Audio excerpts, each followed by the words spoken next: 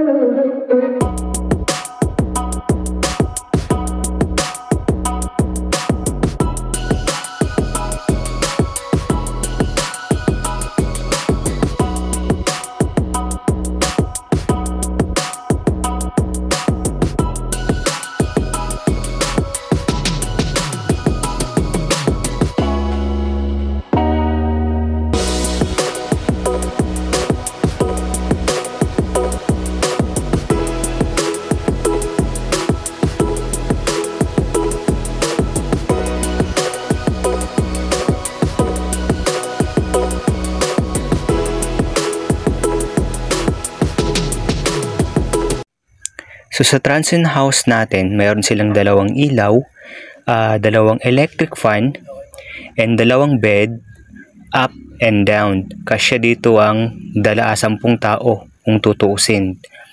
And sobrang fresh na fresh po yung air. And narito po yung mga ilang destination bago magpatuloy itong video. Ipapakita po muna natin yung mga napuntahan natin. Sobrang sulit po ang pag-stay natin dito. Panoorin nyo po.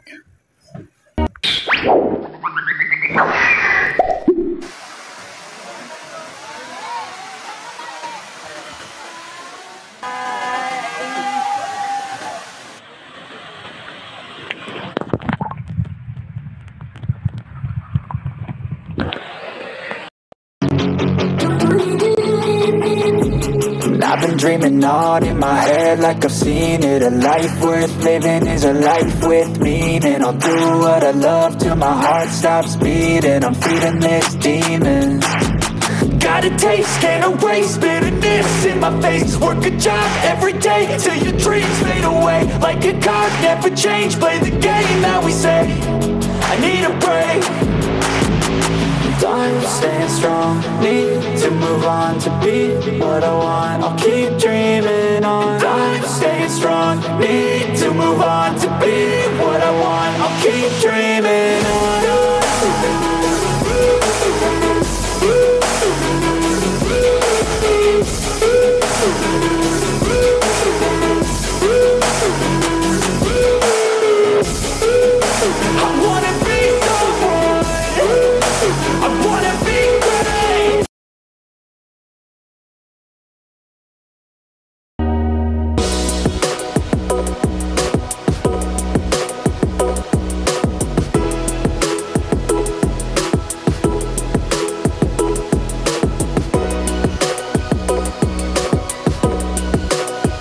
May aso pala dyan. Ha? May aso. Tung ka ba? Tung? Tung ito saan? Ayun na lang, kamayan na lang eh. Kaya mo yan? Kamayan? Sarap. Masarap, masarap.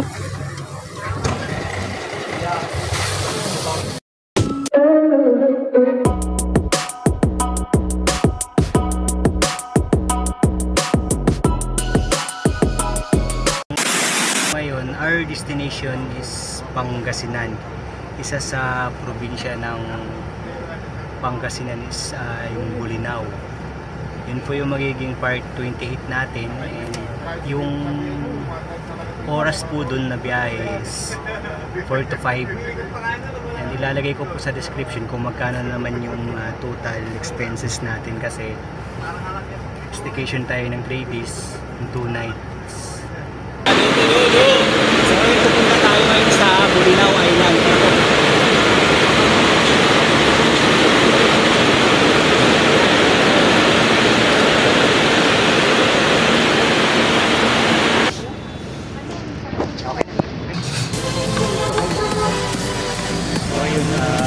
Pagkatapos namin kumain muna, malengke muna kami kasi vacation kami dito ng 3 days and 2 nights para may pangsahing mamaya.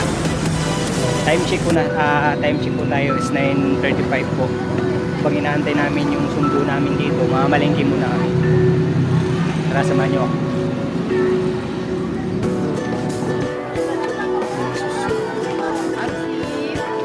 Sila po yung kasama nating team ngayon. Sila yung mamimili pero kami yung magbibit-bit mamaya. 339 po. Ate, mga bali 300 na lang. Sarap. Tilapia, 150 no.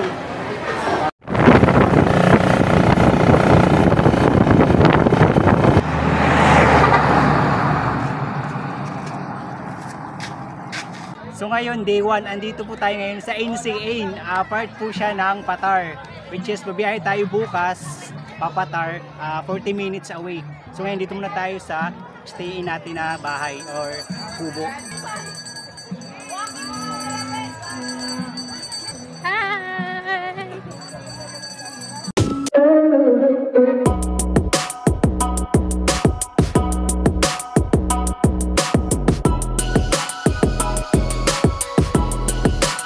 Morning, 6 AM na po ng umaga. Ito po yung day 2 natin. Maya maya po pupunta na po tayo sa sikat na tourist spot po dito. So ngayon mag-aalmusal muna tayo. Grabe yung katahimikan ambience dito ngayon. Sarap. After po nito pupunta na po tayo sa tourist spot po.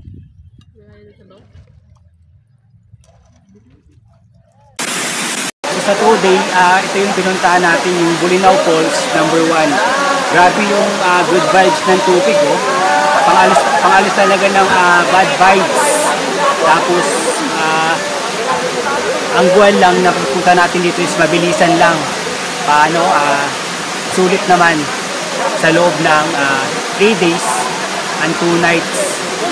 Madali lang po, malilibot na natin hanggang masayang probinsya ng Pangasinan, ang Bolinao. So maliligo tayo mamaya.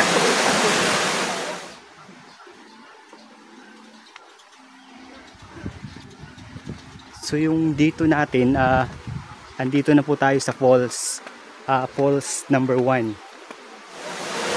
Pag sinabi nating Bolinao Falls, no, parang yung common denominator, it's easily accessible first thing.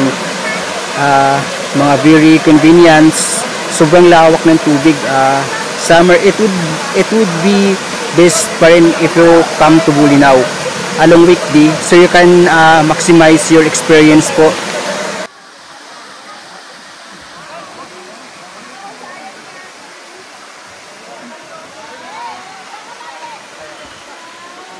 Kung hanap mo naman ay falls, not 1, not 2, but 3 waterfalls. Dahil limitado ang oras namin dito, ang pinili namin puntahan ay ang Falls 1. Mas pinili namin ang Bolinao Falls. At mayroon siyang entrance fees, 120 pesos per 3 packs. At masusulit mo na ang pagtalon at pag-swimming dito. Sarap.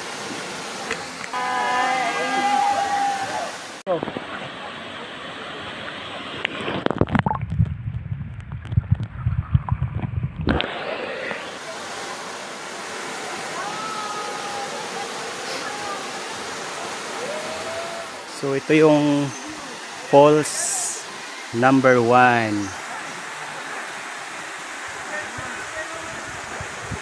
Pupunta pa ba tayo sa falls to? Dito lang. Falls 1 lang. After dito, Sa lighthouse ito. Sa lighthouse na wow. Ito ang second of the highest lighthouse in the Philippines.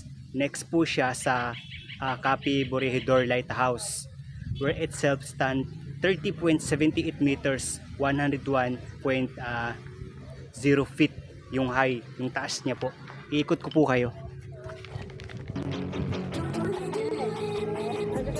I've been dreaming on in my head like I've seen it. A life worth living is a life with meaning. I'll do what I love till my heart stops beating. So ikot ko kayo. Ito po yung likod niya.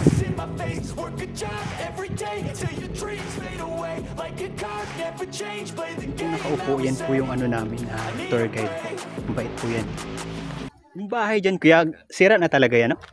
Talagang ganyan lang sir, mga nung nadatnan ko na yan, ganyan na, wala nang bubong. Siguro sa parang Ay siguro ng mga kwan noon, ng mga gumawa. sa ano pa ata yan, yung sinauna pa, no? Sir. So ito yung likod, sa likod ng lighthouse. Medyo okay din yun yan. Ganda sana sa taas, kaso di tayo pwede umakyat eh. Picture lang daw.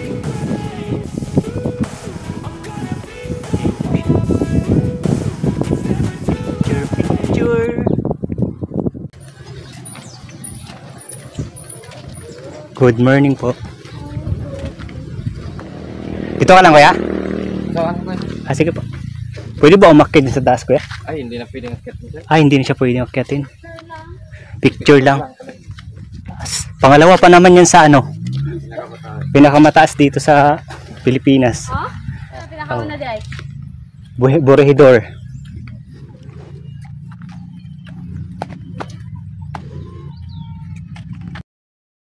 Tayo ngayon sa Patar. Ito yung pangatlo sa pinuntahan natin. It's a popular tourist destination in Pangasinan because of its memorizing beauty po. So this public beach boasts a long coast of cream fine sand and crystal clear waters po. So it's a public beach. So wala po siyang entrance fee, but the cottages po available for rent po. Unlike po dun sa NCA na pinuntahan namin, may bayad yung transient. Ito yung pang part 3 na pinuntahan natin dito in 2 days. Pangalawang araw na ngayon. Yung una natin pinuntahan is yung falls, pangalawa yung lighthouse, and ito na yung pangatlo. So ikot ko po kayo.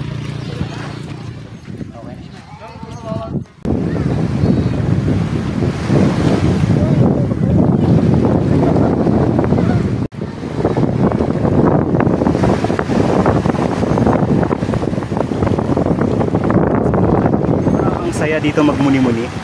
Kita niyo naman yan, ampas ng dagat.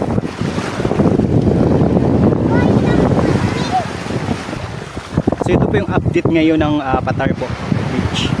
Sarap po ng tubig.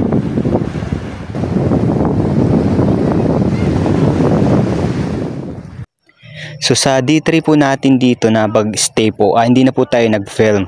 Mas pinili lang namin enjoyin yung resort habang may sounds at nasa harapan ng bonfire. Ini-enjoy namin yung ambience kasi sobrang nakaka-relax po talaga. And nakapag-isip ng maayos po bago bumalik ng syudad.